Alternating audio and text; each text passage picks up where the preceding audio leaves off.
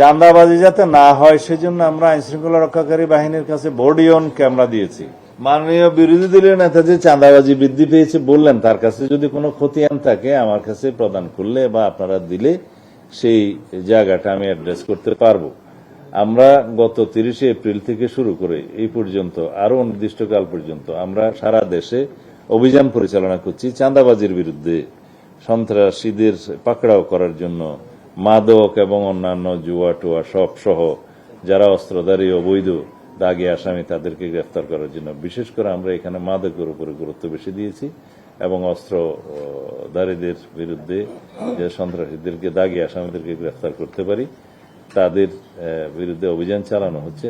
প্রতিনিয়ত সেই তালিকাটা আপনাদের সামনে প্রকাশ করে, বিশেষ করে ডিএমপি দেয়, সারা দেশেরটা পুলিশ হেডকোয়ার্টার দেয়, জেলা থেকে এসপি সাহেবরা দেন।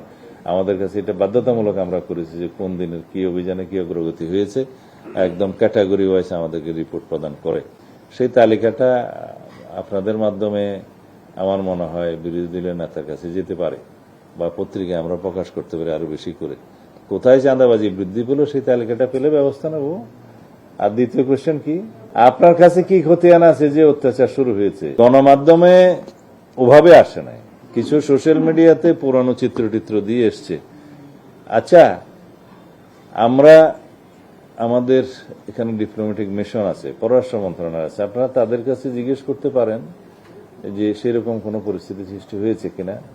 আমরা সীমান্ত পাহারা দেই, বিজিবি সতর্ক আছে কোন রকমের যাতে পশ্চিম না হয়, আর সেরকম কোনো ঘটনা আমাদের এখানে এখনো নজরে আসেনি যে ওখানে অত্যাচার নির্যাতন শুরু হয়েছে।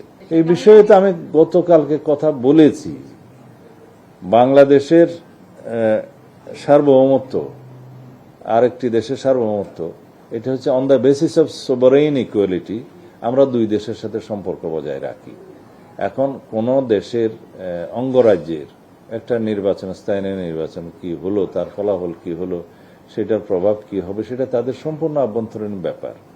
এখানে কাঁটাতারের বেড়া যদি ভারতীয় সীমানার মধ্যে নোম্যান্স ল্যান্ড বজায় রেখে যদি সেই দেশ দিতে চায়, সেটা ডিপ্লোম্যাটিক ওয়েতে আমাদের আলাপ আলোচনা হবে। কিন্তু সেরকম কোনো ইস্যু তো প্র্যাকটিক্যালি ভারত সরকারের পক্ষ থেকে আমরা দেখিনি।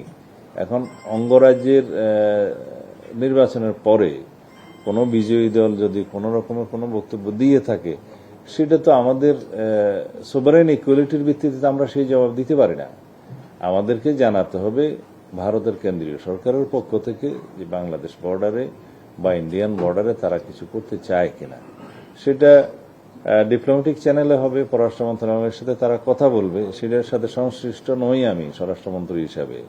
আমার দায়িত্ব হচ্ছে যে বর্ডারে নিরাপত্তা নিশ্চিত রাখা এবং যাতে কোনো রকমের পুশিন না হয় সেটার ব্যবস্থা করা, আইন শৃঙ্খলা পরিস্থিতি সেই জায়গায় সমুন্নত রাখা। তবে আমরা সতর্ক আছি, বিজিবিকে আমরা সতর্ক থাকতে নির্দেশনা দিয়েছি অনেক আগে। কখনো কোরবানিতে আছি, কখনো আবার সীমান্তে, কখনো আবার বিরোধী দলে কি চাঁদাবাজি যাতে না হয় সেজন্য আমরা আইন শৃঙ্খলা রক্ষাকারী বাহিনীর কাছে বডি অন ক্যামেরা দিয়েছি। সিভিল ড্রেসে থাকবে, গোয়েন্দা সংস্থা থাকবে, কোথাও কারো নজরে যদি আসে সেটা আমরা হটলাইন দিয়েছি, হটলাইনে জানাবে, আমরা ব্যবস্থা নেব ইনশাআল্লাহ। চামড়া পাচার হবে না, নির্দেশনার কি আছে? আমরা কি নির্দেশ দিই চামড়া পাচারের জন্য? চামড়া পাচার যাতে না হয় সেজন্য আমরা প্রয়োজনীয় ব্যবস্থা নিচ্ছি। সেটা স্বাভাবিক, সেটা নির্দেশনার কোনো বিষয় নয়, এটা সেট রুলস।